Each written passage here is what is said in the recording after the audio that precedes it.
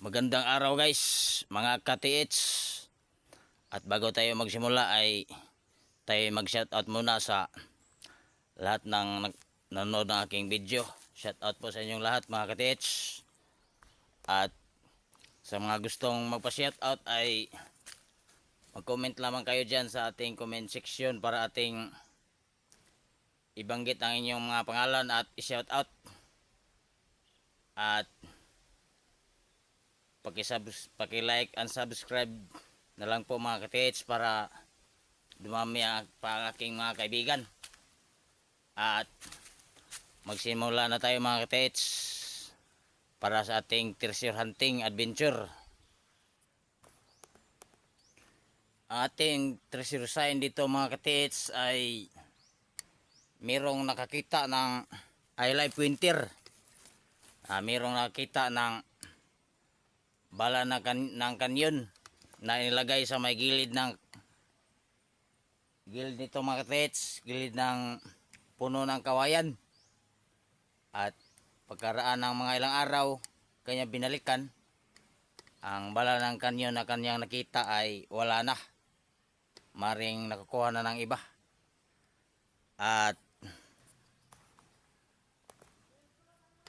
ang meaning ng bala ng kanyon mga ka-TH ay any metal or artifacts indicates treasure sign.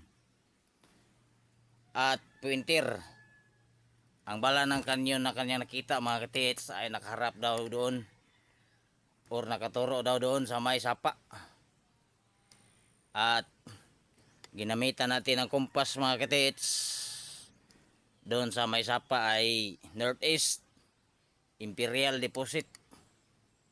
At i-detect natin yon mamaya mga ka-TH.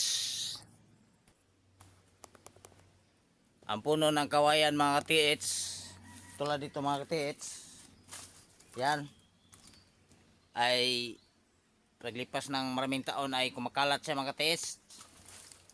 Hindi lang isang yung kanyang punuan or stem, dumadami at kumakalat. Kaya gumamit tayo ng manual locator mga ka-TH. At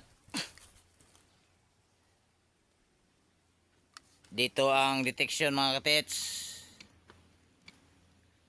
Yan, nagtisdig tayo dito ng 2 meters at mayroong bird markers tayong nakuha mga ka-TH. Ito ang isa sa bird marker nating nakuha dito mga ka-TH. Ito ay triangle. Meaning ng triangle ay gold bars or volume of treasures. At sa iba pang meaning ng triangle mga ka-TH ay research lang natin doon sa libro ng Hapon or Japanese Treasures Code para sa kanyang mga kompletong meaning mga ka-TH. At dito ay mayroong sa gilid ay mayroong half square shape na may dot sa gitna, meaning ay direct under. Itong square shape mga ka-TH, ito yung tinatawag na parang B. Yan mga ka-TH, or numeric code 5, meaning ay treasure here.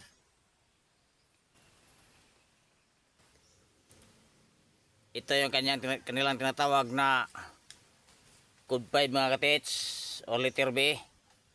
At tiningnan ko doon sa libro ng Hapon mga ka-TH, numeric code 5 meaning ay treasure here. At ito ay man-made mga ka-TH, half square shape na mayroong dot dito sa gitna mga ka-TH, at triangle dito sa gilid, volume of treasures. Yan mga ka-TH. At dahil dito ang detection mga ka-TH, baka dito siguro nakita ang bala ng kanyon mga ka-TH. Dahil hindi kasi natin matumbok kung nasaan banda, dahil kumakalat kasi ang steam ng puno ng kawayan mga katits. At dahil dito ang detection, ito na ating gawing benchmarker. Puno ng kawayan na mayroong bala ng kanyon. At dito tayo kuha ng compass direction. At ito natin compass mga katits. At mayroong detection doon sa may sapa mga katits. Doon daw nakaharap ang bala ng kanyon mga katits. At nag-detect tayo doon, mayroong detection at i-detect natin mamaya. At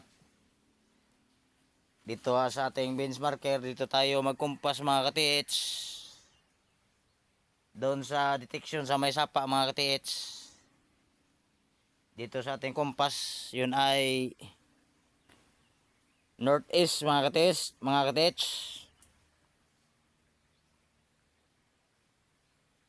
Northeast. Pupunta doon mga katits. Northeast. Diyan ang north. Doon ang east.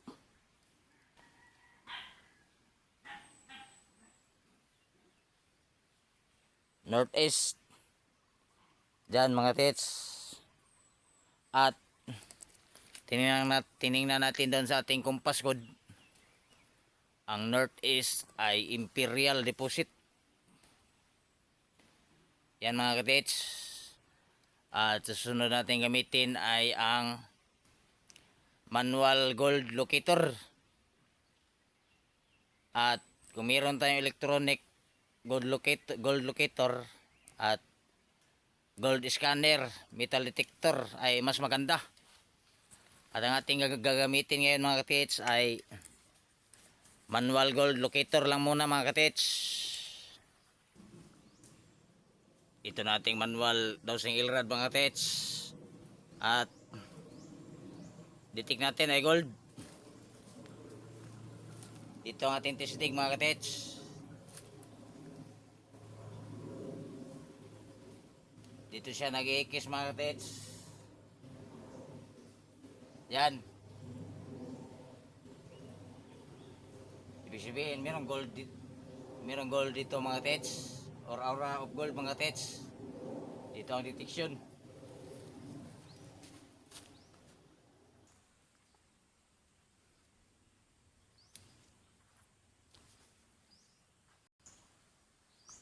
Dito sa ating dowsing ilrad mga katits, kung ano ang ating ibabala, yun ang kanyang ilolocate at ididetect. At wala para tayong taghawak ng kamera mga katits dahil ako lang mag-isa. At ngayon patuloy tayo mga katits. Ating ibabala naman dito mga katits. At ididetect ay dalawang klaseng magnetic rock mga katits. Itong isa ay magnetic rock na mayroong pyrites. At itong isa ay magnetic rock.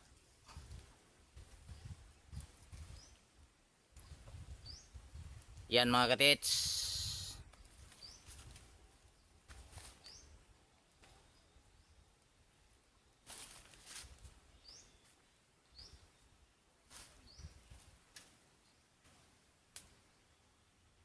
Bukas siya dito sa ating tisdig mga katits. Ibig sabihin, hindi magnetic rock itong ating natapatan mga katits. Ulitin natin mga katits.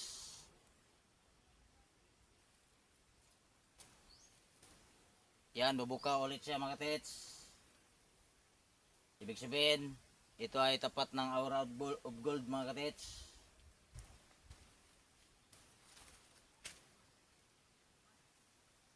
Itong isa mga katits, magnetic rock na mayroong pyrites. At atin itong itapat doon sa dito sa aura of gold detection mga katits. Kung ito ay IX, kung ito ay IX, magnetic rock itong ating natisdig mga katits. Tutok natin sa ibaba mga katits para magkuha siya ng ground mga katits. At ating pataas. Tapat natin dito mga katits sa Aura of Gold. Yan, bubukas siya mga katits. Ulitin natin mga katits.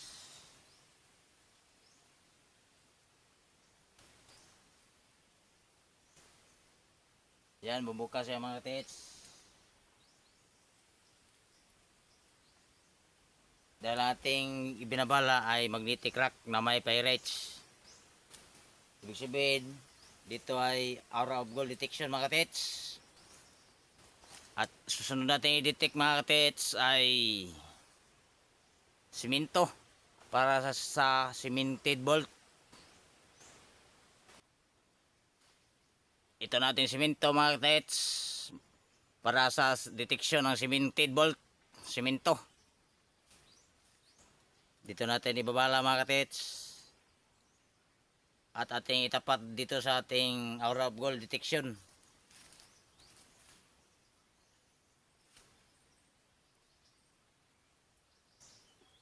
Yan, hindi siya nag-iikis dito mga katits. Doon siya nagtuturo sa gilid. Ulitin natin mga katits.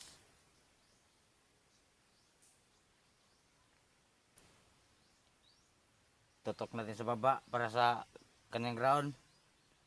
At pataas. Yan mga katits. Hindi pa rin siya nag-iikis at doon siya sa gilid nagtuturo. Yan mga katits. At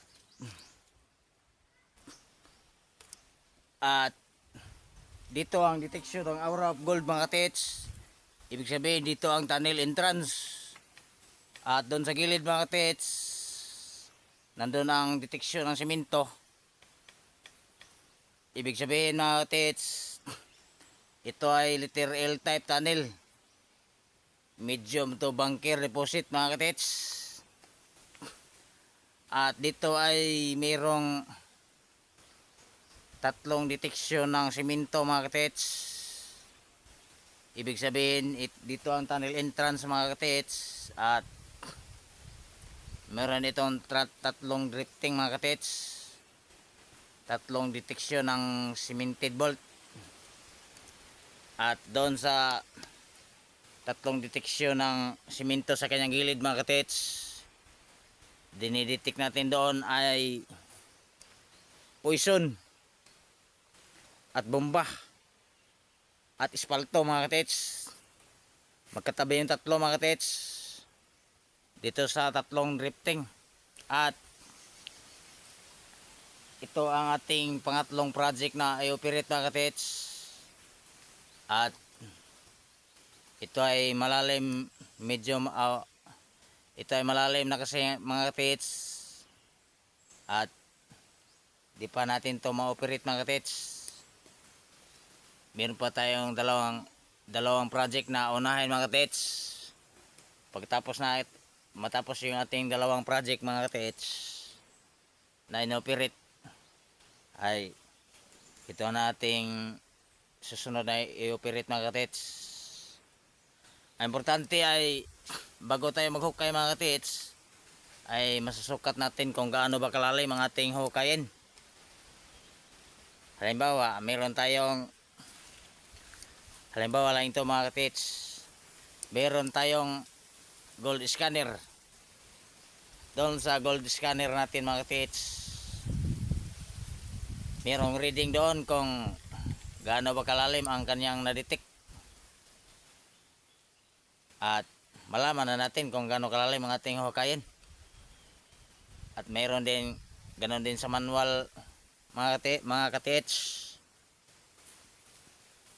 Makakalukit din ng lalim. At malapit nang mag 15 minutes itong ating video mga katits. At